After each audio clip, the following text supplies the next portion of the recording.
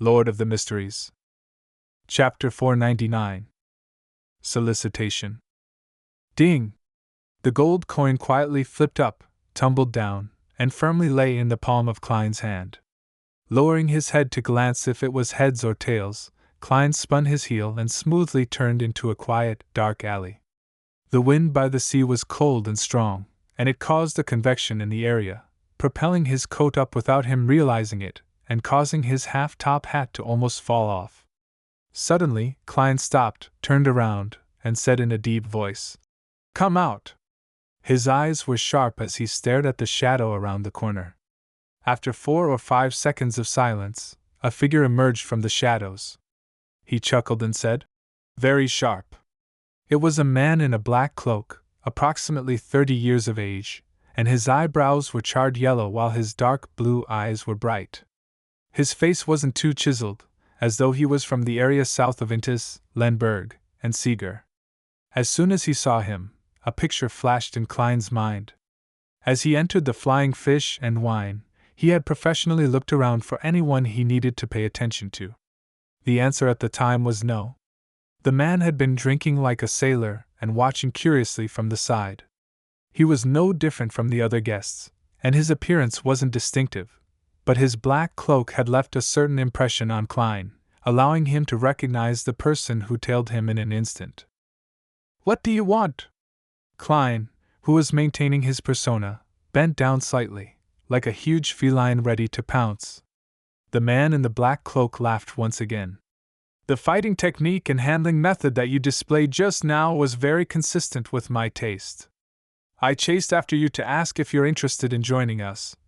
Although that guy named Logan was indeed pretending to be an informant of Ludwell, White Shark Hamilton does have connections with many pirates. He's a character with a shady background, so he'll definitely take your act of beating up one of his men at the bar to heart. There will definitely be problems for you in the future, and I can help you resolve this problem. You're an adventurer, so it's necessary for you to have dreams of treasure. As for us, we're people who banded together in a bid to seek treasures such as the Spectre Empire, Solomon's Inheritance, the Secret of the Fountain of Unaging, the Death's Key, the Sunken Laurel, and Roselle's treasure while traveling the 5 seas. Today, although we haven't accomplished any of our main goals, we've found many missing pirate ships."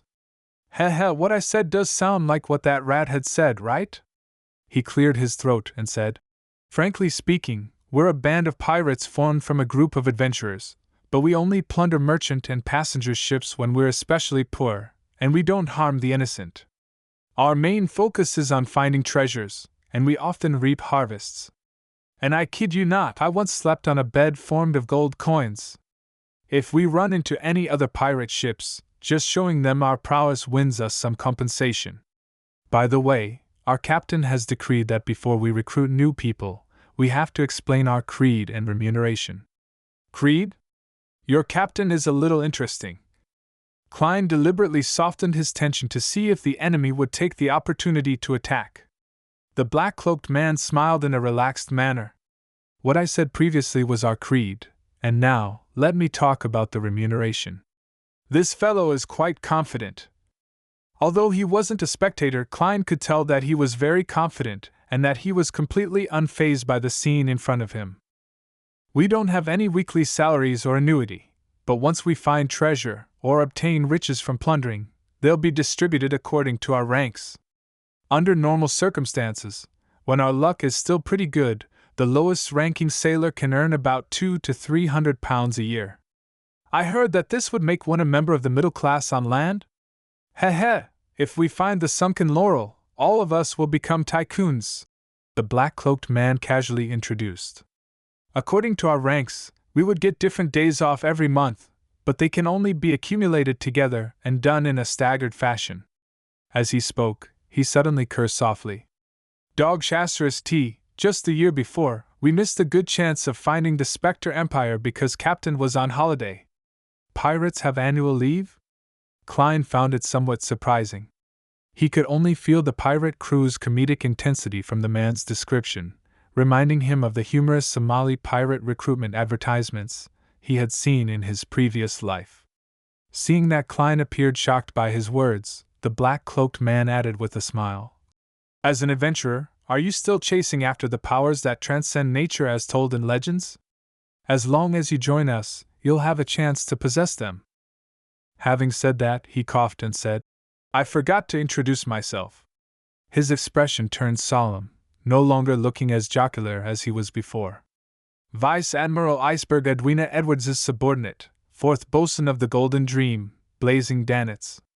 After reporting his title, real name, and identity, Danitz waited patiently for the look of panic and fear to appear on Klein's face.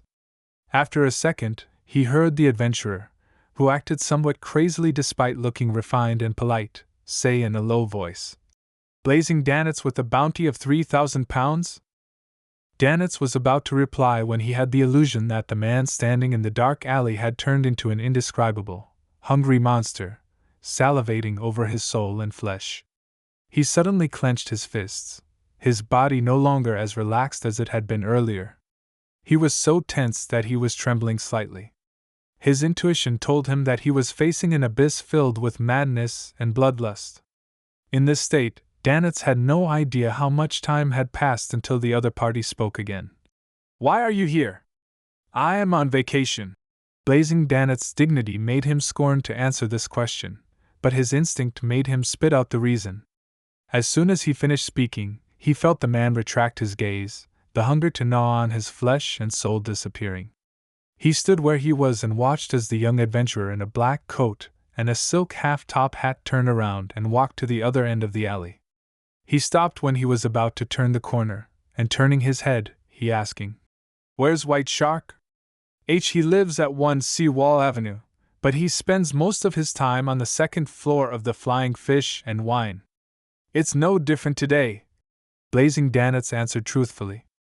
Only when the figure disappeared into the distance did Danitz straighten his back and take off his cloak. What a terrifying fellow! He sighed silently. Following that, he found his thoughts and muttered to himself, I have to inform Captain that there's another terrifying person at sea. This is a guy who looks like a gentleman on the outside, but he has a heart like a lunatic's.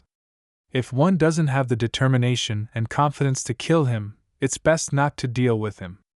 Danitz pulled up his black cloak's hood and decided to return to the hotel for some sleep.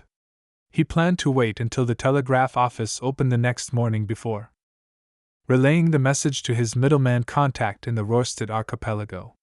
As for what would happen to White Shark, he didn't care at all.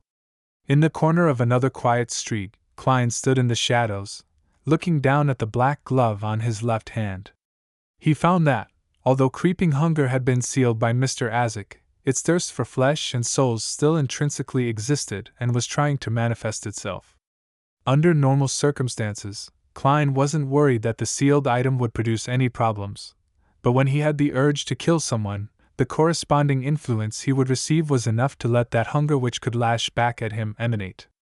Earlier, when he heard that Danitz was a famous pirate on the bounty list, killing intent instantly rose inwardly out of his yearning desire, causing creeping hunger to become as active as a fish in water. Fortunately, Klein always had good self-control in this aspect. From his words, he was able to judge that he wasn't a pirate who was riddled with sin, so he easily restrained his impulse. With creeping hunger, Gehrman Sparrow's persona will be flawless. Klein paused for a few seconds, took out a gold coin and performed 2 divinations. First, he divined if Blazing Danitz was lying, and second, if White Shark Hamilton was able to cause harm to him. The first revelation showed that there was no need for Blazing Danitz to lie, and the second one showed that White Shark Hamilton was unable to cause harm to him. Klein put away the gold coin, pressed down his hat, and while doing so, he swept his palm down and touched his face. He instantly changed his appearance: blonde hair, blue eyes, and ordinary facial features. Then, Klein unbuttoned his overcoat and pulled up the inner shirt so that it was no longer stuffed into his trousers. After a simple change of his attire, Klein, who didn't carry a cane, began sweating. His lips were dry as he identified the direction and headed back to the Flying Fish and Wine bar. On the way, he met Blazing Danitz again. The man only glanced at him once before withdrawing his gaze and headed for the hotel opposite the bar. After inspecting the bounty wall, Klein calmly reached out with his hand, pushed open the door, and walked in. At this moment, it had been less than 10 minutes since he escaped. In the bar, most of the customers had dispersed, but there were still a lot of drunkards gathered here to watch the show. Their eyes swept over the new guest, but they all withdrew it soon after, and Klein made his way unimpeded to the bar counter. He saw the bartender standing with frightened eyes beside a fat man, his forehead heavily bandaged with white bandages, his nostrils stuffed with tissue paper, and his face was bruised. The fatty was tall and big. His skin was fair, and he looked like a big white shark that had swum itself ashore. He touched his shiny bald head and said to Eland, who was wearing a dark red jacket and a straight sword, "Someone told me that you know that guy. There are only 3 passenger ships that dock today, so there won't be many unfamiliar outsiders. Don't try to lie." Eland patted the hilt of his sword and smiled casually. "Yes, he is my passenger. But the problem today clearly stemmed from your people. So I just want him to come back here, apologize to me, and compensate me for the damage done to the bar," the tall, big-sized white fatty said with a frown. Eland laughed and said, "White shark, I have a proverb from my hometown. Don't hate wild dogs that pass by just because of the rats in the storehouse." "Just Eland, is this your answer?" White Shark Hamilton narrowed his eyes. Eland gripped the wooden handle of the musket, took a step forward, and said with a deep voice, "Yes, this is my answer. Captain Sure has his way of doing things." Klein was slightly surprised at Eland's response. After staring at each other for a few seconds, White Shark Hamilton took in a deep breath. "You've helped me before, so I don't need an apology. However, he must compensate half of my losses, and you will be the one to pass them on." "Good suggestion." Eland smiled. White Shark Hamilton's face darkened as he looked around. He suddenly threw out his hand, slapping the bartender in the face. The bartender flew out, all his teeth dropping to the floor. Klein quietly watched from 5 meters away, as if none of this had anything to do with him.